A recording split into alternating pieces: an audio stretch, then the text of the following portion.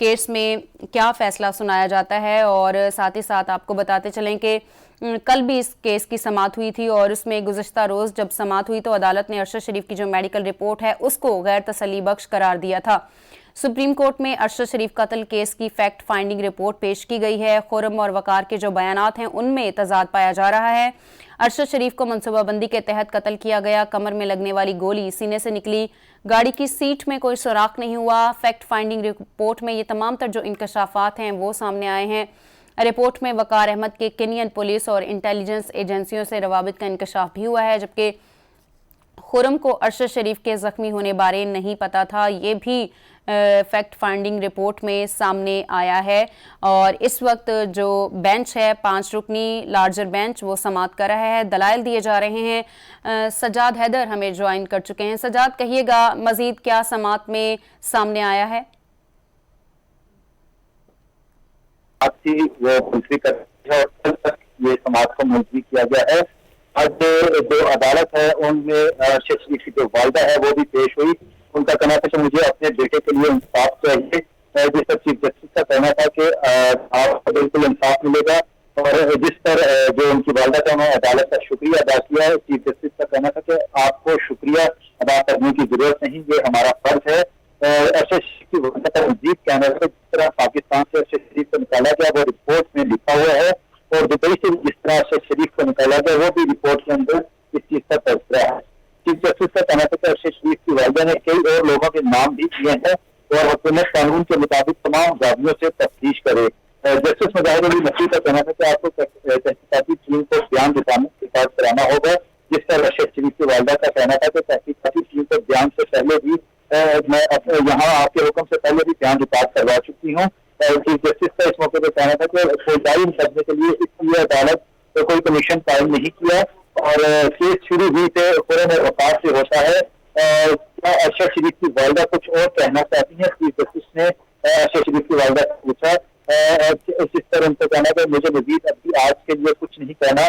Chief justice ने इस्तफसार किया कि FIR भी दर्ज हो गई है और इसके अलावा उनका कहना था कि तहकीकात के लिए आपका बयान भी दिया जाएगा। पिछले साल कनाडा में पाकिस्तानी एक्टिविस्ट लड़की को मारा गया था। जस्टिस जमाल मंदेखेल ने इस चीज को हाईलाइट किया। उनका कहना था कि अगर इस कत्ल की तहकीकात होती तो आज शायद दोनों मुल्क में पाकिस्तानी शहरियों के साथ ऐसा वाकया नहीं आता।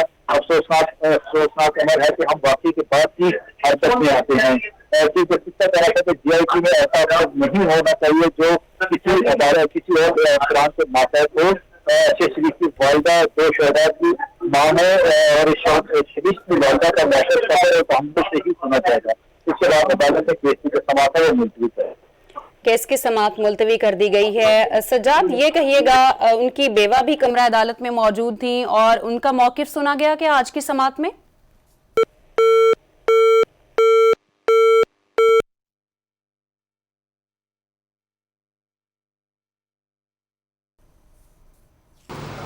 आज उसकी पहली हेयरिंग थी।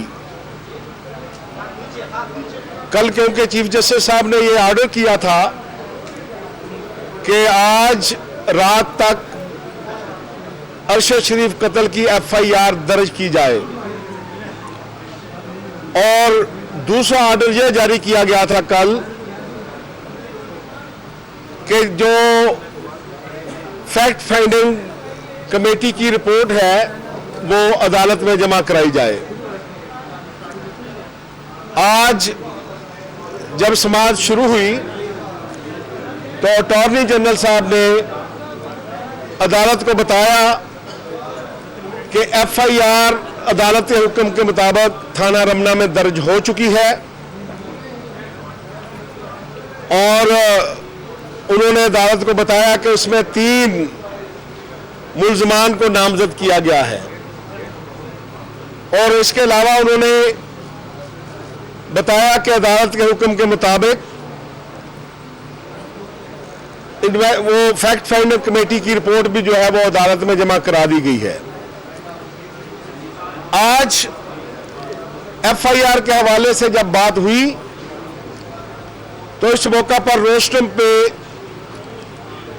अरशद शरीफ शहीद की वालिदा मोहतरमा को चीफ जस्टिस साहब ने बुलाया और उनसे पूछा कि आप क्या कहना चाहती हैं। तो उन्होंने कहा कि उन्होंने एक एप्लीकेशन बंद लिफाफे के अंदर चीफ जस्टिस साहब को पेश की है, जिसमें उन्होंने ये कहा है कि मेरे बेटे अरशद शरीफ के कत्ल के हवाले से जिन लोगों को हम नामजद करना चाहते हैं उनके नाम मेरी इस दरख्वास्त में मौजूद है। तो इसलिए उनकी ये ख्वाहिश थी और कल से वो कह रही थी कि मेरी मुद्दत में और मेरी दरख्वास्त पर FIR दर्ज होनी चाहिए। आज जब उन्होंने रोस्टम पर आके बताया तो उन्होंने ये कहा कि मेरा बेटा तो चला गया है, लेकिन मेरी ये ख्वाहिश है कि ये अदालत ऐसे इक़दाम करे कि आज के बाद कोई जर्नलिस्ट पाकिस्तान में लापता ना हो और किसी और जर्नलिस्ट को अरशद शरीफ की तरह शहीद ना किया जाए। अदालत ने अटॉर्नी जनरल साहब को हुक्म दिया है और हुकूमत को हदायत की है कि आप अरशद शरीफ शहीद की वालदा मोहतरमा का बयान इनके घर जाकर रिकॉर्ड करें। जो ये बयान देना चाहती है वो बयान आप इनका रिकॉर्ड करें और इनको सेटिस्फाइड भी करें।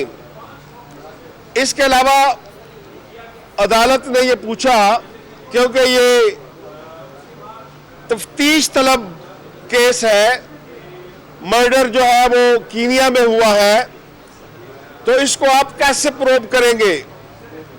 तो उसके लिए अटॉर्नी जनरल साहब ने हुकूमत का पॉइंट ऑफ व्यू दिया और उन्होंने ये बताया कि हुकूमत इसके लिए स्पेशल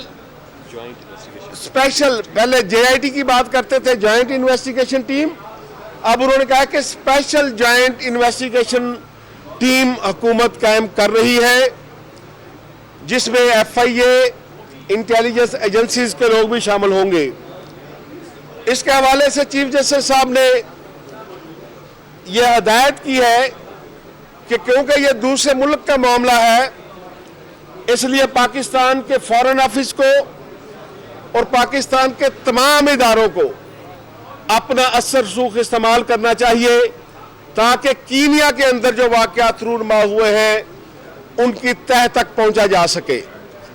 इसलिए बार बार चीफ जस्टिस साहब ने आज ये कहा है कि ये स्पेशल इन्वेस्टिगेशन टीम जो है ये आई वॉश नहीं होना चाहिए, इसमें तलाश करें जो कॉम्पिटेंट ऑफिसर हैं, जो अच्छी रेपुटेशन रखते हैं, उनको इस टीम का हिस्सा बनना चाहिए।